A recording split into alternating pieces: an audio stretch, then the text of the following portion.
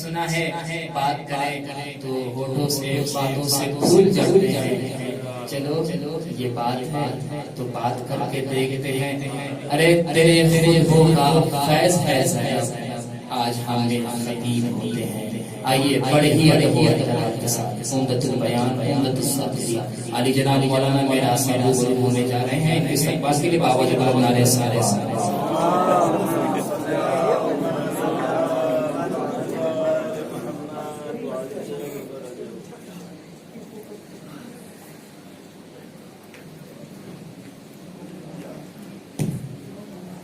آواز بلند نعرہ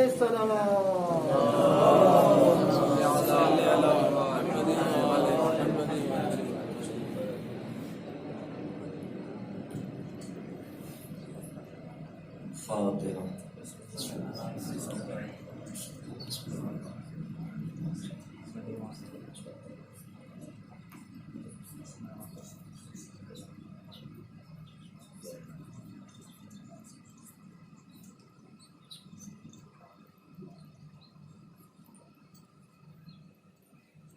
لا حول ولا قوة إلا بالله العلي العظيم. أعوذ بالله من الشيطان اللعين الرجيم. بسم الله الرحمن الرحيم.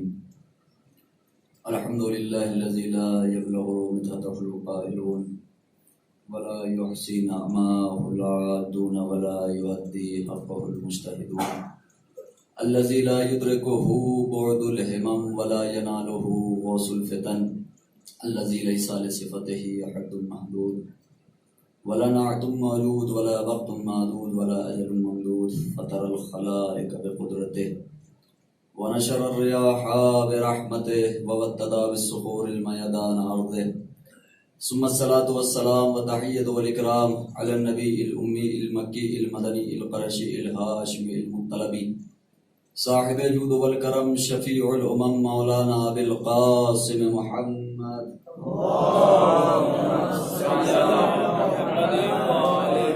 وعلى أهل بيته الطيبين الطاهرين المعصومين المظلومين المنتجبين المنتخبين ولعنة الله على أعدائهم وقتلتهم وغاصب حقوقهم ومنكر فضائلهم ومصائبهم وشجاعتهم وطهارتهم وسخاوتهم وولايتهم وعطشهم أجمعين من يومنا هذا إلى قيام يوم الدين. أما بعد فقد قال الله تبارك وتعالى في التنزيل وقوله الحق.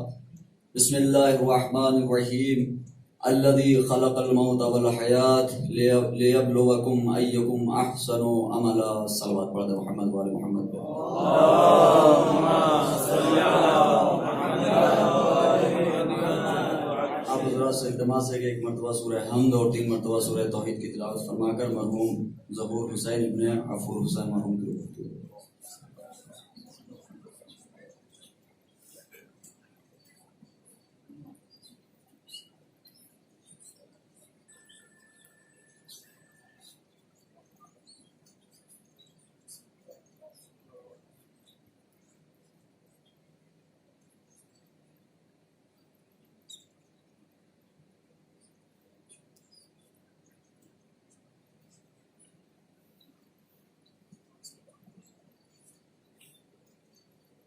صلوات پڑھ دے محمد وآل محمد.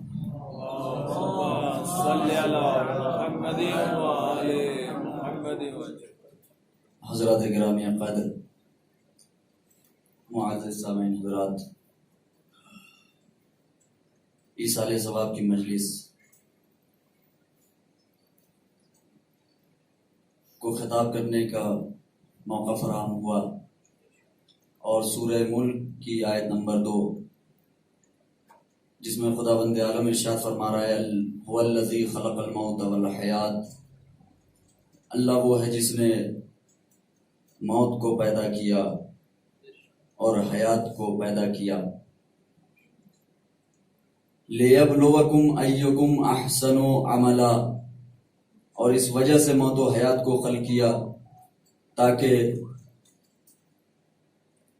تم میں کون اچھے اعمال انجام دینے والا ہے، کس کے اعمال احسن کی منزل پہ ہیں،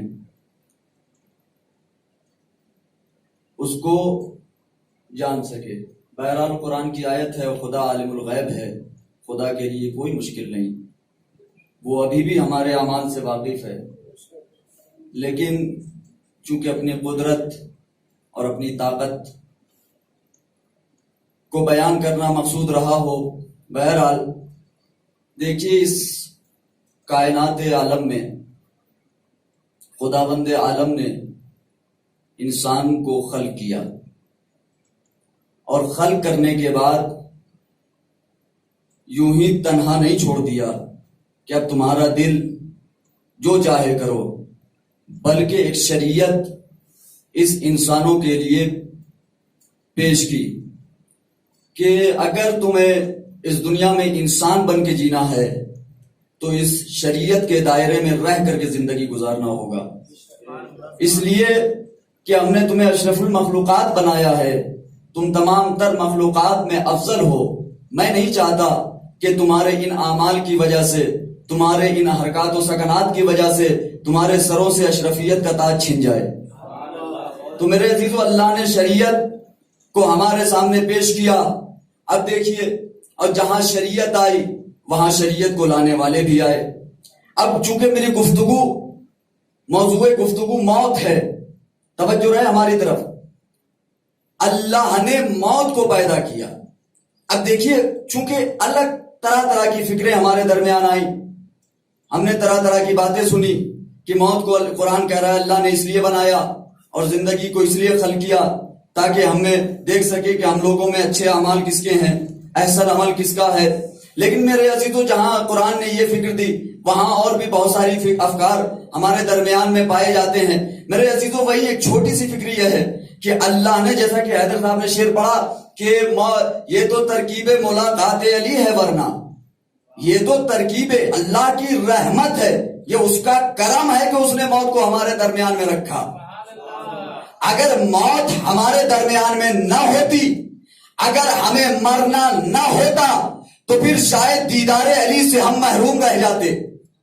اللہ نے یہ گوارا نہیں کیا کہ جسے ہم نے شریعت کا بانی بنا کر کے بھیجا ہے، جس کے گھر سے شریعت چلی ہے، جس نے شریعت کو دوام عطا کیا ہے، جن لوگوں نے، جو ہمارے متقین اور مومن بندے ہیں، ہمارے خالص عبادت کرنے والے ہیں، ہمارے نیک بندے، وہ علی کی زیارت سے محروم رہ سکے۔ اس لیے کہ ایک انسان کی زندگی 70 سال کی ہے مثال کے طور پہ، یا کسی کی زندگی 100 سال کی ہے۔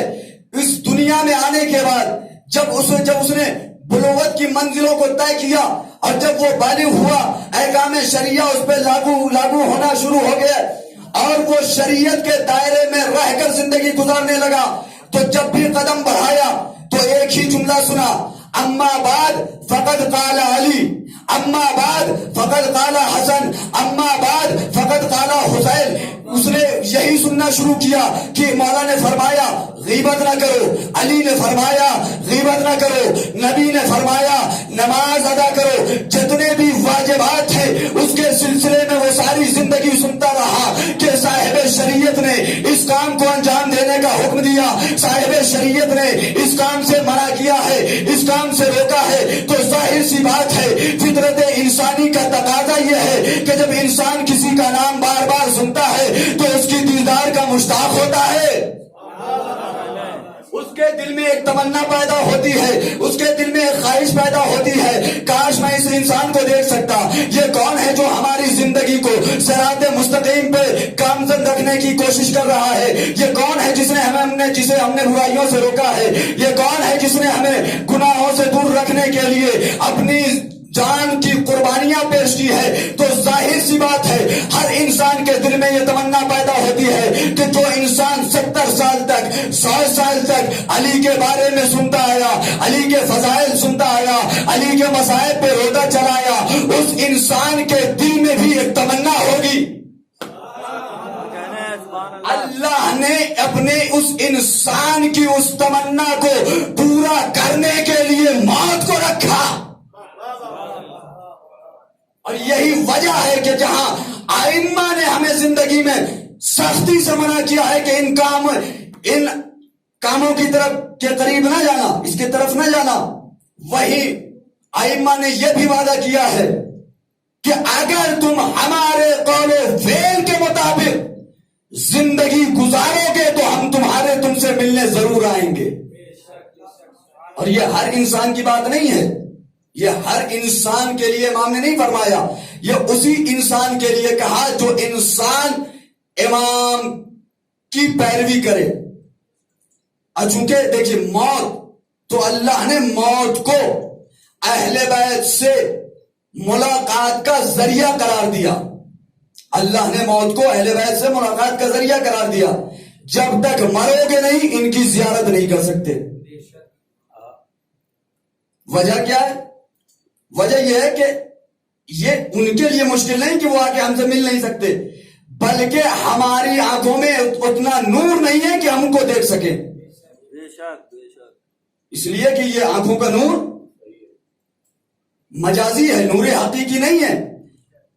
تو نور مجازی میں اتنی طاقت اور قوت نہیں ہے کہ وہ نور حقیقی کا مظاہرہ کر سکے، مشاہدہ کر سکے. تو میرے عزیزو دیکھیے موت جہاں اہل بیت کے دیدار کا ذریعہ اللہ نے بنایا، وہیں اس موت کو زندگی کا ذریعہ بھی بنایا ہے.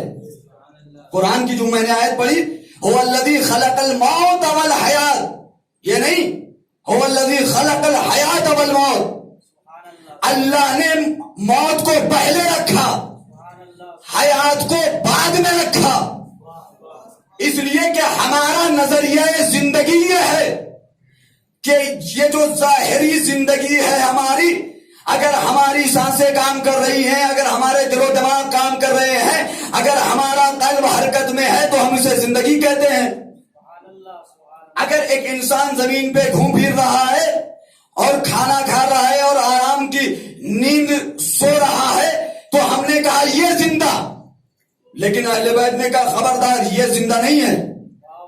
خدا کی قسم قرآن نے آیت پیش کی ہے، اللہ وہ ہے جس نے موت اور حیات کو خلق کیا.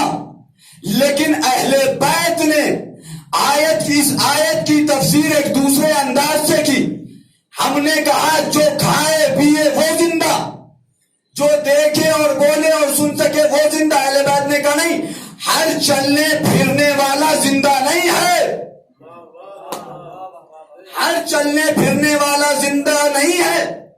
ہر وہ انسان جس کے آنکھوں میں قوت بصارت پائی جائے اور کانوں میں قوت سماعت پائی جائے وہ زندہ نہیں ہے. میرے مولا پھر زندگی ہے کیا؟ کہا زندگی وہ ہے کہ تمہاری یہ ساری زندگی، تمہاری تمام تر عمریں اس کی معرفت میں بسر ہو اور اطاعت امام میں بسر ہو. یہی وجہ تھی کہ ایک مقام پہ جب مولا کائنات نے دیکھا کہ کچھ لوگ عبادتوں میں مصروف ہیں، یوں ہی زمین پہ گھوم پھر رہے ہیں، مولا نے برجستہ کہا یہ تو چلتی پھرتی لاشیں ہیں. اس کا مطلب یہ ہے کہ ظاہری حیات سے ان کے پاس تھی، لیکن کوئی ایک ایسی چیز تھی جو ان کے پاس نہیں تھی. تو اب مجھے یہ بتانے کی ضرورت نہیں کہ آخر وہ کون سی ایسی چیز تھی جو ان لوگوں کے پاس نہیں تھی جسے مولا نے مردہ کہا. اور میرے عزیزو دیکھیے، جہاں ہمارا نظریہ زندگی یہ بنا کہ جو انسان زمین پہ چلے پھرے، کھا سکے، بول سکے، سن سکے وہ زندہ، تو اس کا برعکس موت کیا ہے؟ جس کے حواس خمسہ کام نہ کرے، ہاتھوں میں اتنی طاقت نہ ہو کہ کوئی کسی چیز کو اٹھا سکے، زبان میں اتنی قوت نہ ہو کہ کسی سے ہم کلام ہو سکے، آنکھوں میں اتنی طاقت اور قوت نہ ہو کہ کسی چیز کا مشاہدہ کر سکے. تو میرے عزیزو اسی کا انہی تمام تر چیزوں کا ختم ہو جانا، سلب ہو جانا موت کہلاتا ہے. تو جب یہاں تک میں آ گیا ہوں تو اب وہ چیز سمجھ میں آ گئی جس کے لیے مولا نے کہا تھا یہ تو چلتی پھرتی لاشیں ہیں. اللہ نے کان دیا ہے برائیاں سننے کے لیے نہیں، اللہ نے زبانیں دی اس لیے نہیں دی تاکہ تم کسی دوسروں کی غیبتیں کر سکو، بلکہ اس زبان کا اصل مقصد یہ ہے کہ خدا کی حمد کر سکو. توجہ رہے، اللہ نے زبانیں اس لیے انسانوں کو عطا کی تاکہ اس کی حمد کر سکو. اب اس کی حمد ہے کیا؟ اور صرف اس کی حمد سے کام نہیں چلے گا بلکہ ساتھ میں اس کی حمد کے ساتھ ان لوگوں کی حمد بھی کرنا ضروری ہے جن کی حمد قرآن کر رہا ہے. تو اب ایک بات تو سمجھ میں آ گئی کہ مولا کائنات نے جن لوگوں کو چلتی پھرتی لاشیں بتائی تھی وہ کون لوگ تھے؟ نماز بھی پڑھ رہے تھے، خدا کی عبادتیں بھی کر رہے تھے، لیکن مولا نے پھر بھی کہا یہ تو چلتی پھرتی لاشیں ہیں. اس کا مطلب یہ ہے وہ خدا کو تو مان رہے تھے لیکن خدا کی نہیں مان رہے تھے. صلوات پڑھ دے محمد وآل محمد پہ. تو ان تمام تر قوتوں کا اپنے وقت پہ کام کرنا اور ایک ساتھ جمع ہو جانا ہماری نظر میں زندگی ہے. اور جہاں پہ یہ تمام تر قوتیں ہمارا ساتھ چھوڑ دے ہماری نظر میں موت ہے. لیکن اللہ نے کہا کہ نہیں، تمہارا نظریہ تمہارے پاس، تمہارا نظریہ تمہارے پاس، ہمارا نظریہ الگ ہے. پروردگار تیرا نظریہ کہاں ہے؟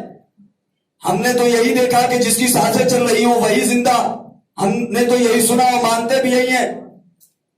لیکن اللہ نے کہا کہ نہیں، جو ہمارا نظریہ ہے ہم اس کا مشاہدہ بھی تمہیں کرائیں گے.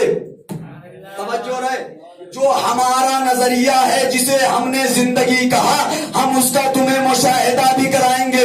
پروردگار کس مقام پہ مشاہدہ کرائے گا؟ خیبر میں کرائے گا، خندق میں کرائے گا، صفین میں کرائے گا، نہروان میں کرائے گا.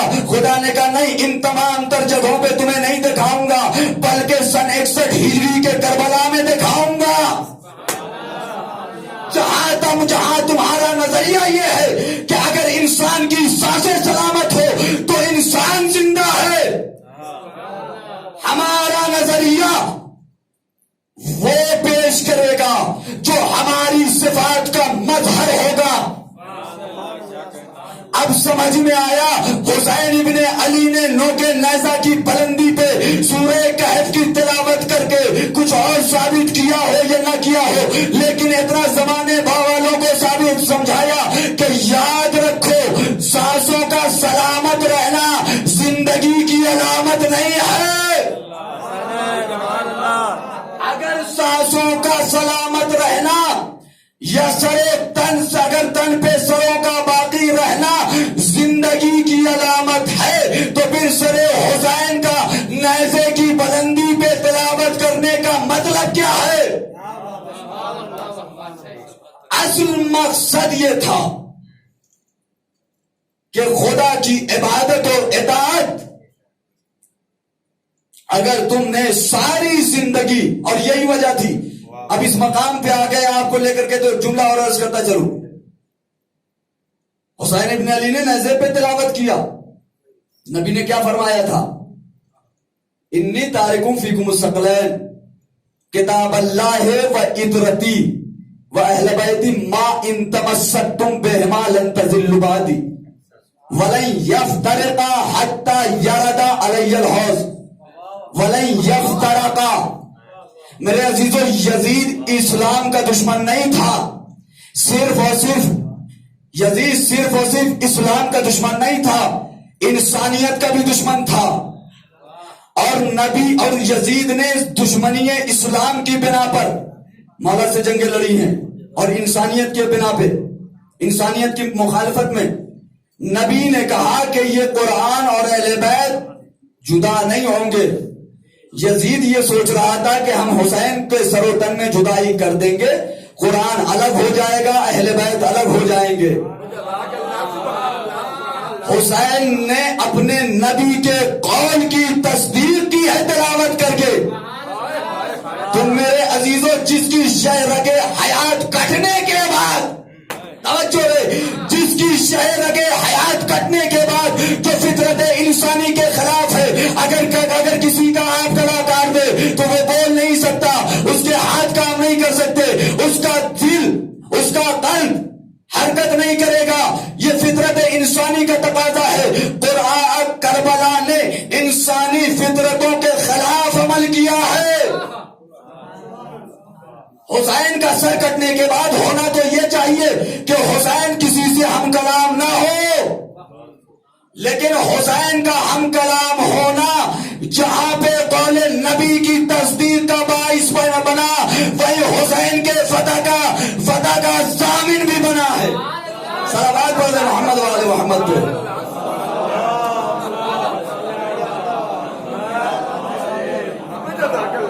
ताकि कल को ये यजीद ना कह सके कि हमने हुसैन को मार दिया, कत्ल कर दिया। ये हुसैन सरे हुसैन तो नेज़े पे तिलावत कर रहा है। तो मेरे अजीजों, हयात और कुरान की जो मैंने आयत पढ़ी, अल्लज़ी खलक़ल मौत वल हयात, अगर इस आयत की तफसीर देखेंगे तो सरे हुसैन तफसीर कर रहा है। पहले मौत है, बाद में हयात। अगर कोई कहे कि हमें बाद की मौत का, बाद की हयात का इल्म नहीं, तो आओ करबला के मैदान में जब सरे हुसैन नेज़े पे तिलावत कर रहा था, आ करके देख लो, इंसान का कलाम करना या हम कलाम होना उसके जिंदगी की अलामत है, उसके जिंदगी की अलामत है।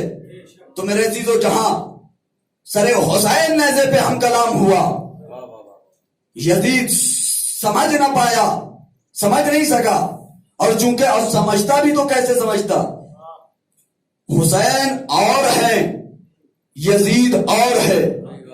अब बात आ गई तो जुमला भी अर्ज करता चलो, हुसैन और यजीद माज़अल्लाह तकाबुल नहीं हो सकता। कहां नूरे खुदा और कहां बनी उमैया की अंधेरी कोठरी की तारीख रातों। मैं एहतराम मिंबर का मुझे ख्याल है, मैं इसके आगे जुमला नहीं कह सकता। नूरे खुदा, एक तरफ नूरे खुदा है तो दूसरी तरफ बनी उमैया का चश्मो चराग कह लीजिए, कुछ भी कह लीजिए आप, इसमें क्या मुश्किल है। नारे हैदरी। एक तो रोशनी और अंधेरे का तकाबुल नहीं हो सकता, दोनों जिद है। तो मेरे अजीजों, हुसैन के मिजाज को कोई नहीं समझ सकता। बेशक किसी की अक्लों में इतनी ताकत और ताब नहीं है। यजीद ये सोच रहा था कि मैंने करबला में हुसैन को कत्ल कर दिया। हुसैन मुतमईन थे कि मेरा गला कटा है, इस्लाम का गला नहीं कटा। और शायद करबला ना होती तो मौत और हयात का फलसफा समझ में ना आता। यही वजह है कि जब जनाब कासिम आए थे इजाजत के लिए, तो इमाम 13 बरस का सिन है, बेटा मौत कैसी है तुम्हारी नजर में? कहा शहद से ज्यादा शीरी। तो मेरे अजीजों, खानदान इस्मत की एक फर्द ने कहा कि मौत शहद से ज्यादा शीरी है, और मेरे अजीजों है, हकीकत में है। बस एक वाकया और रब्ते मसाइल। मौत शहद से ज्यादा शीरी है। करबला में 13 बरस के बच्चे ने बताया। आइए आपको एक मंजर दिखाता हूं तारीख का, कि जब मौला से सवाल हुआ, मौला ये बताइए कि आपके चाहने वालों के लिए मौत कैसी है? इमाम ने फरमाया जैसे फूल से खुशबू जुदा हो।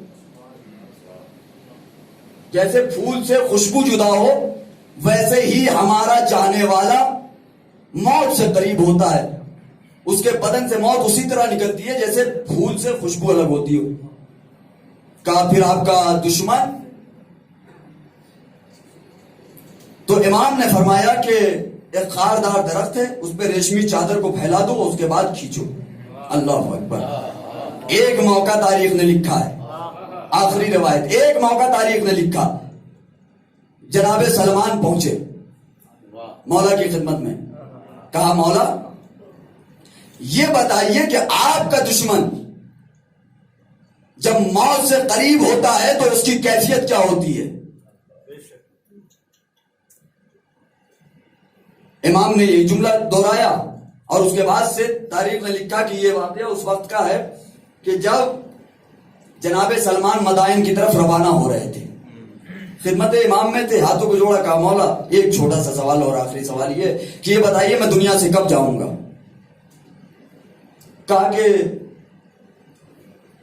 قبرستان میں جانا اور جانے کے بعد سلام کرنا، تو قبر کے مردے تمہیں جواب دیں گے. جس دن تم قبرستان سے تمہارے سلام کا جواب آ جائے، سمجھ لینا کہ اس کے اگلے دن تم دنیا سے چلے جاؤ گے. جناب سلمان پہنچے مدائن.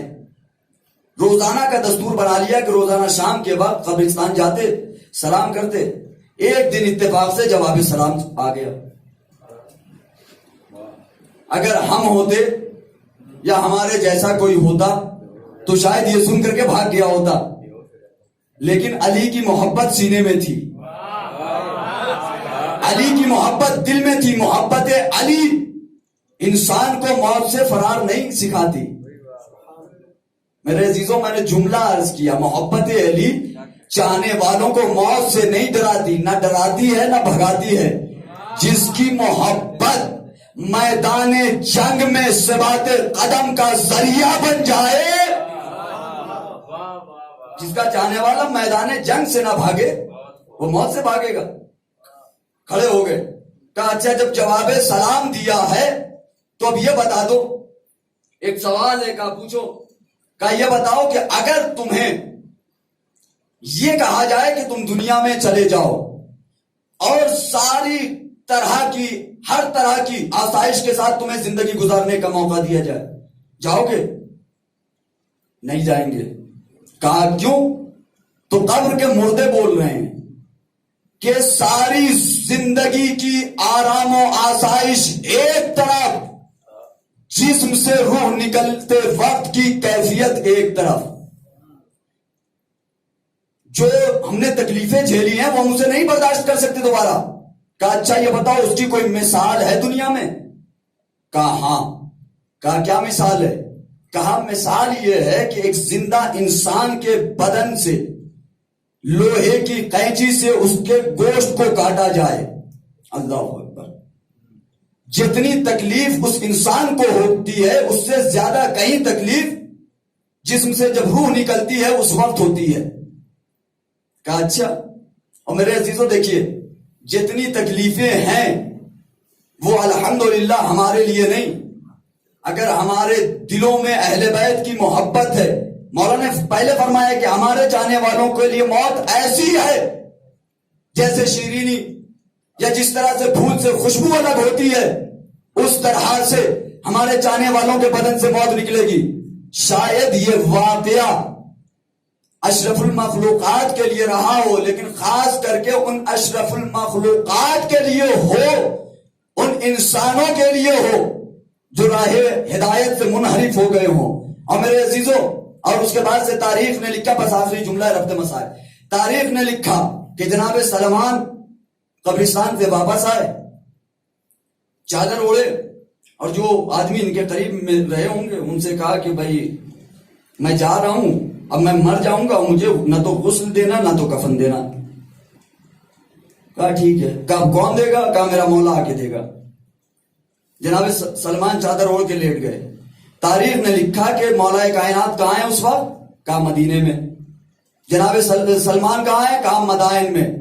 میرے عزیزوں، تاریخ نے جہاں یہ جملہ لکھا ہے نا، وہاں پہ ایک جملہ اور لکھا کہ علی مدینے سے مدائن گئے، لیکن اس دن جس دن جناب سلمان کا انتقال ہوا، اسی دن مسلمانوں کا ایک رہبر مدینے میں دنیا سے گیا تھا. میرے عزیزوں، معصوم کا فعل ہمارے لیے حجت ہے، اس میں ہمیں کسی طرح کے سوال کرنے کی ضرورت نہیں. بس میں اتنا سوال کرنا چاہتا ہوں کہ ایک دن میں 2 انسانوں کی موت ہوئی، ایک مدینے میں مرا، دوسرا مدائن میں دنیا سے رخصت ہوا. علی مدینے میں تھے، ہونا تو یہ چاہیے تھا کہ علی کو مدینے والے کی نماز جنازہ پڑھانی چاہیے تھی. بھائی چلیے کسی چیز کا تقاضا نہیں، کم سے کم اسلام تو کہہ رہا ہے ایک مسلمان مر جائے تو اس کی میت پہ نماز جنازہ پڑھو. علی نے اس دن مدینے میں نماز جنازہ نہیں پڑھائی بلکہ مدائن گئے. تو میرے عزیزوں، مجھے نہیں معلوم، بس آخری جملہ، مجھے نہیں معلوم کہ علی کا یہ عمل کیا ثابت کرنا چاہتا ہے، لیکن ایک جملہ ضرور کروں گا کہ مسلمانوں، رہبریت بعد میں ثابت کرنا، پہلے اسلام ثابت کرو. صلوات پڑھے محمد وآل محمد پہ.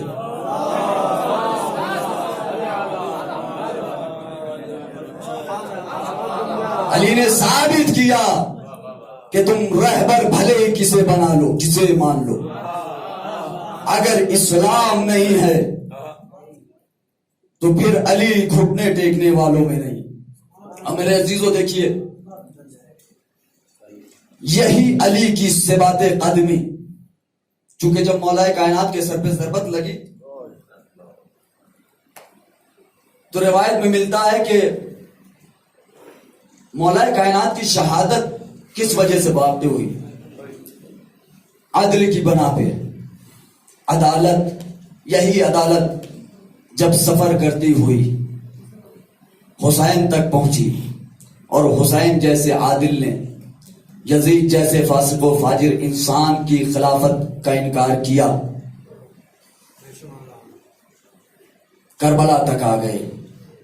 ایام عزا ہے، یقیناً آپ مسلسل گریہ و ماتم کر رہے ہیں میرے عزیزوں، لیکن یہ وہ ایام ہیں جو قیامت کے ایام ہیں.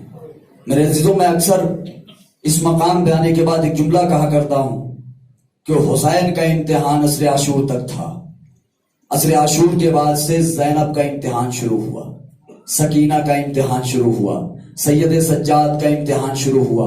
میرے عزیزوں، نہیں معلوم میرا بیمار امام کس طرح سے منزل امتحان کو طے کرتا ہوا دربار شام پہنچا ہے، لیکن ہاں ارباب عذاب یہی روایت کہتی ہے کہ شام کا دربار اور شام کا زندان وہ ہے جہاں جس نے سید سجاد کو 35 سال تک خون کے آنسو رلایا ہے. میرے عزیزوں، آپ نے بارہ سنا نا کہ عابد سے جب وطن میں کسی نے کیا کلام، گزرے کہاں ہے زیادہ ستم تم پہ یا امام، رو رو کے 3 بار کہا شام شام شام.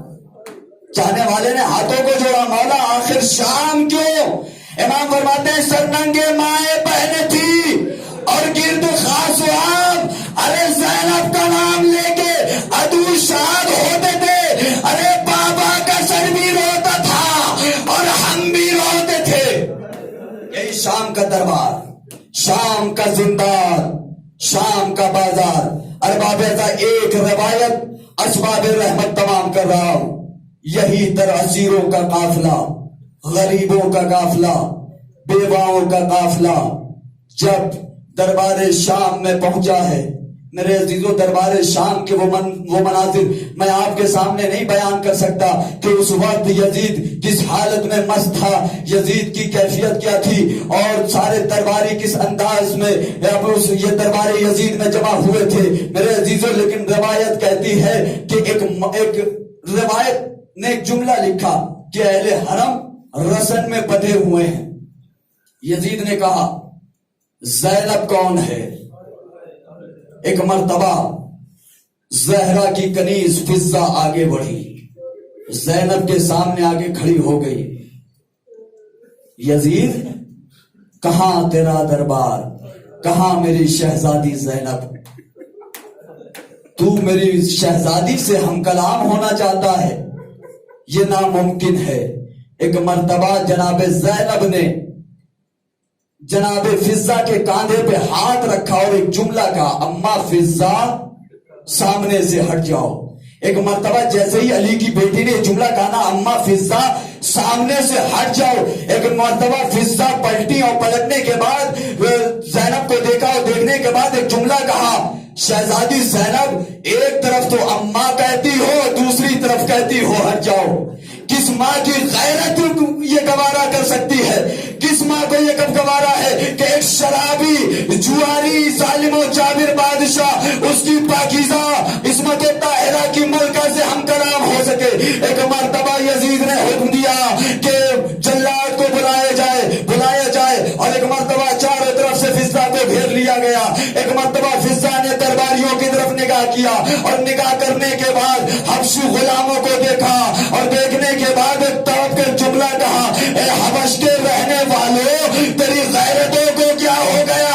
ارے ایک شرابی کے دربار میں تیری ملکہ، تیری شہزادی، اور تو قتل کرنے کے لیے آیا. سارے حبشی پریشان ہو گئے، آپ ہیں کون؟ آپ کون ہیں؟ ایک مرتبہ فضا کہتی ہے ارے میں تیری شہزادی ہوں. ایک مرتبہ روایت میں قیامت کا جملہ لکھا کہ سارے حبشی غلاموں نے اپنی اپنی تلواروں کو نیام سے نکالا, یزید کے سر پہ رکھا اور کہا یزید اپنا حکم واپس لے لے ورنہ تیرے دربار میں خون کی ندیاں بہیں گی. ارباب ازا مجھے انصاف سے بتاؤ کہ کسی مقام پہ جہاں کسی ایک ایسے انسان ہو جس کا کوئی چاہنے والا نہ ہو اور اس جگہ پہ اس کے چاہنے والے کے 1000 چاہنے والے نکل آئے. ایک مرتبہ زینب نے یہ منظر دیکھا, برداشت نہ ہو سکا, نجف کا رخ کیا. بابا علی مرتضی یہ کیسا انصاف ہے کہ کنیز کے اتنے چاہنے والے اور آقا ذاتی اسی دربار میں مجبور. اللہ لعنت اللہ علیہ الظالمین. سیال الذین ظلموا ایہم قلبهم قلبون. انا للہ و انا الیہ